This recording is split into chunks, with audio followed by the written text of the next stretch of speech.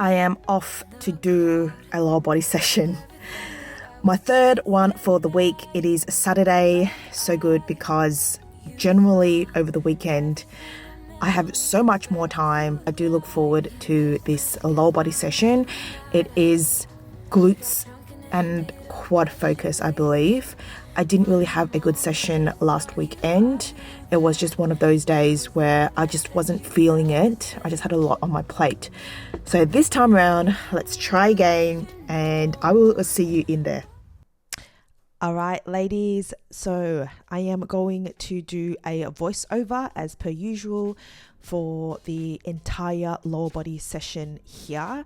So you will see my warm-up sets, every single set that I do, and while I go through my entire training video with you, I'm just going to share a little bit of tips and to help you when you do any of these exercises in your training session. So starting off, so today is actually a glute and quad focused day. I'm starting off with a Hex Bar deadlift. So with the Hex Bar deadlift, it is a neutral grip as opposed to doing the traditional barbell deadlift. So here it is a neutral grip and it really does hit the quads a little bit more. So I obviously started off with the barbell itself, and this is my warm-up set. With the warm-up set, you also want to be intentional with your lifts, and the reason behind doing warm-up sets is to prime your body to when you do your actual working set. My working set is pretty high and I always want to make sure that I'm gradually increasing the weights as I go. Warm-up sets are incredibly important because we want to make sure that you're not jumping from no weights to your working set. We want to get your body, your nervous system especially, fired up for the warm-up, for the working set actually. So this is my second warm-up set. I'm not really going balls to the wall here. When it comes to warm-up sets, you want to sort of think of the muscles that you are using. You want to really work on, it is such a good opportunity to work on your form and technique because you are literally priming your body for when you do your actual working set. So I'm not really tiring myself out. It's more of priming myself, getting used to the movement pattern. Here is my warm-up set at 80 kilos, which is 176. And again, I am also working on core control, tempo, especially on the way down. And with this exercise, you want to take your time as well. So I only do about anywhere between 5 to 8 reps. I believe that this now is my actual working set. It can be quite a struggle to put the clips on. This is what the front view looks like. Again, prior to lifting the weight, I'm always sort of prep myself mentally. When you are training and about to lift a heavy weight, the mindset really matters, and I always prime myself before I do the actual lift. So this is my first working set at 100 kilos, 220 pounds. And again, I am focusing, because I've sort of had that warm-up set previously, to get to the working set now. I think by this time I am already probably 15 minutes in. But we want to make sure that you're ready to do the working set, because I've primed my body through the correct movement patterns and all of that. Then I get to 100 kilos. And I just want to say that this is what I have been doing for a very long time, especially because I've been training for a while and and my main focus is, yes, I'm building muscle, but I'm also building strength as well. It's important for me to prime my body, and this is just what works for me. So find something, like find your medium, your sweet spot. So this is my second working set at 120. When I find that neutral grip, so on a Hex Bar, it is easier than a traditional deadlift. So the traditional deadlifts involves more of your lower back, whereas a hex bar deadlift involves more of your quads and less back. There's no right or wrong when it comes to picking your deadlift variation. It's just the grip, the handling, or the grip that the handle. So in this case with the hex bar, it is a neutral grip. With a traditional barbell deadlift, it is a pronated grip, and pronated grip involves more lower back and glutes, whereas hex bar deadlift here is more neutral grip and less lower back and more through the quads. As I said, there's no wrong or right. You could have one training block of 4 to 6 weeks where you do barbell deadlifts, and then the next 4 to 6 weeks you switch over to hex bar deadlifts to give your lower body a little bit of a break. So just having those variations can help. And here, this is my top set at 130. I don't think I'll be able to do this in a traditional barbell deadlift, as I said, because I find that it is a little bit easier, and especially holding the handles at the top here, there's not much of a big range of motion compared to your traditional barbell deadlift. I believe that this is my final set. I've probably already done 3 main working sets and all of the warm-up sets that I did previously. And again, with the warm-up sets, you want to not annihilate your body. You want to find that medium spot so that you would be able to execute your top set. And this is I just want to let you know that I've been doing this weight for a very long time. So generally, the more you could lift, the more warm-up sets you require. But you'll definitely work up there if this is something that if you're working on strength. So again, it's really, I think this is the last set. I am so fatigued. Okay, so the next exercise, which is a pendulum squat. I really like the pendulum squat because of the angle of the bottom and able to reach a much better range of motion. Range of motion and more depth. So here I'm not going too heavy. Probably the weight here is 20 kgs on the that's loaded here. Usually by the first exercise that I do, which is the hex bar deadlift, I am so fatigued. So this is the second working set. I'm working on anywhere between 8 to 10 reps. Here are some couple of tips. When you perform this exercise, you want to make sure your entire back is planted on the pad. You do not want to be lifting your bottom off the pad at the back. This helps stabilize you, because if you find that your bottom lifts, which tends to happen, then you may feel it through your lower back. So keeping your glutes engaged and always touching the pad. This is a killer. I always find the pendulum squat is a killer because the way the machine works. This is, I believe, my second set, close up on the side here. Yes, second set, and anywhere between 8 to 10 reps. Don't think that this is an easy exercise. This is actually incredibly challenging because of the range of motion compared to a normal compared to a normal hex squat machine. As you could see on my right side, this one, the positioning is a little bit different, and I really do feel my quads and glutes more. And because of the position of the plate at the bottom, your ankles as well as your hips are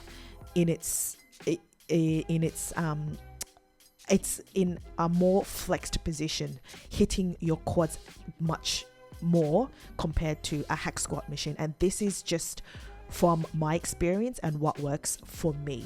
So I do vary, but it's nice to add this variation. And yeah, this is my final set. And when it comes to any exercises, there's no right or wrong exercise for a particular, whatever you're working towards, whether you want to build strength in your glutes you want to build muscle in your glutes and quads. There's no right or wrong. It's the same movement pattern, and depending on what your goal is. So here I just get more range of motion, and this is very similar to a barbell back squat, but you are in a fixed machine here, which you are more supported. It does take away a little bit of the internal stabilizers as opposed to when you do your barbell back squats. So with this, it's more supported, and as you could see from my facial expression, it is freaking challenging. And this is my next exercise, the dumbbell walking lunges. And I really do love this exercise, for which I program not only for myself, but it is a staple that I program for my clients. And the reason being is because walking lunges there's so many benefits to walking lunges, because it's very functional. You do this on a day-to-day life. You work, and people tend to think when they go to the gym, they want to get strong, they want to build muscles, especially women, they want to build muscles in their glutes and quads, which you definitely will in any kind of lunge. But also another thing with walking lunges is you build incredible core strength and stability, because as you lunge and your feet comes up, in that time you become imbalanced and your core must be switched on. This is why no one likes any kind of lunges or split squat variations, because it is challenging. It focuses on so much core strength, stability and balance. But because when you do the lunge, it forces you to switch on your core, to have that balance, to have that stability when you do the lunges. So I definitely would suggest incorporating some lunges in your training program if it's not about building muscle, but also core strength, stability and balance, as I have mentioned. And again, with your training, another thing that I would love to advise you is, or not advise, or give advice, is to train with intention, train with intensity. So what I mean by that is, you're coming into the gym with a purpose, and like you're training with intention. I often see when people come into the gym, they sort of aimlessly go through the motions. They want to get in and out very quickly, which is fair enough. I'm sure we just want to get our sessions in and then done straight away. This is my second set, so I do 10 up and then 10 down. And so with this one, it's also focusing on your mind to muscle connection. As I mentioned, when we at the gym, it's being intentional with every single rep. If you want to make the most out of your training session and working towards your goals and getting results, especially getting results, is challenging yourself out of your comfort zone, picking a challenging weight, keep making sure that, of course, strict form and technique is always important, but upping really focusing on the intensity and the effort that you are putting in. It's not always about increasing the weights, but being intentional of every single rep. Think about the muscles that you are working towards. Is your core switched on? As you could see from my face, I am so knackered from these walking lunges. They're not fun, but they are incredibly beneficial. And I would say that because of these, walking lunges has definitely helped me in building core strength, which has a huge carryover to my big lifts, such as my deadlifts as well as my squats.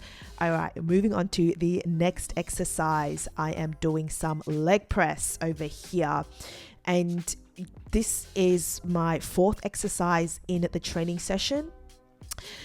With generally towards as you reach the later stages of your training session, you do become a little bit more fatigued.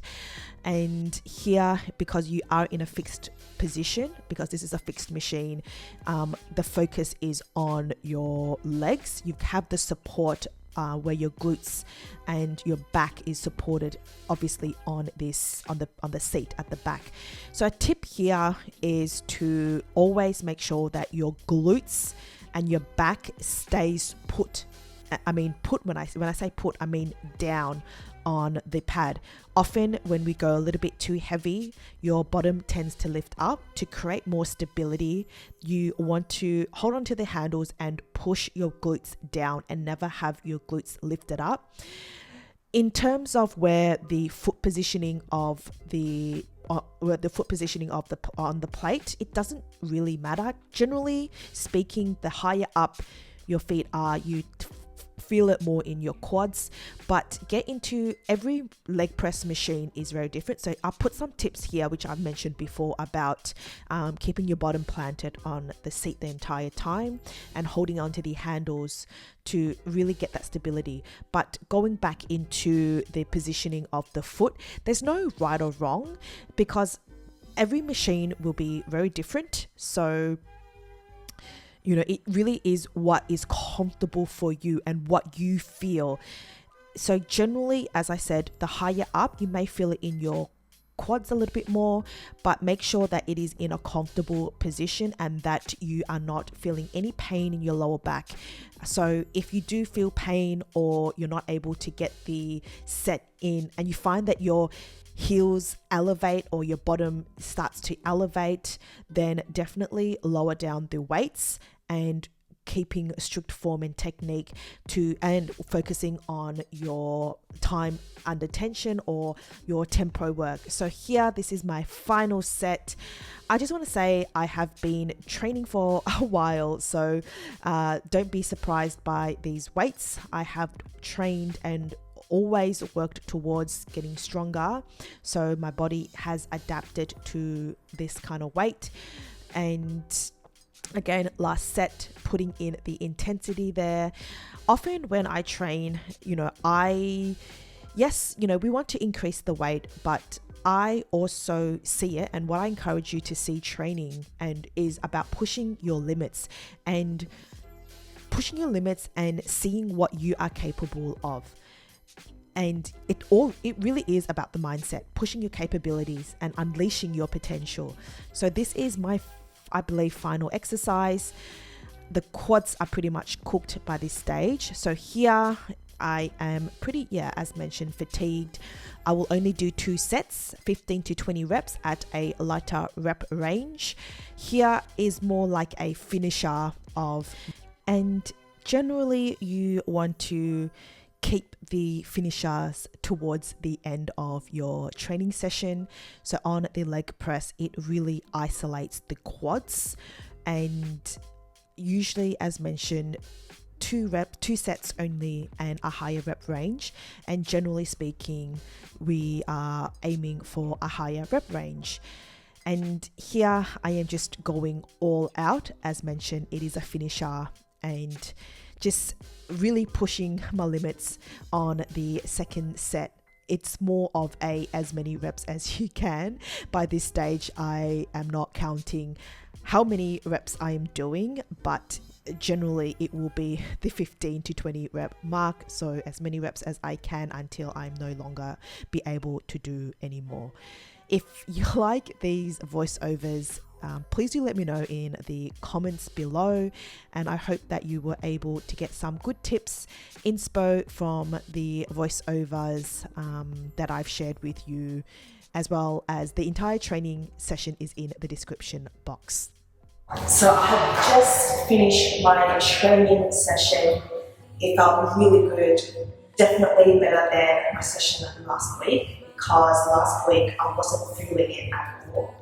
But today I'm back at it again, and I just really wanted to share that because not every single training session is going to be 100%. Or if you are feeling frustrated, uncomfortable, intimidated by the gym, I could tell you that we are all out here really focusing on working to be the best and strongest version of ourselves, just in the zone, and it's just me versus me. It takes so much courage to just get into the gym and practice a skill. Everyone starts from somewhere. The more you practice and the more you make improvements, you are going to get better at to build up more confidence. So it is a space for everyone, regardless of your experience level, your training experience, to become their healthiest and strongest self. I just want to remind you that your mind is your most powerful asset. You could do anything that you put your mind to. I'm sending you so much love, my queen, and I will see you in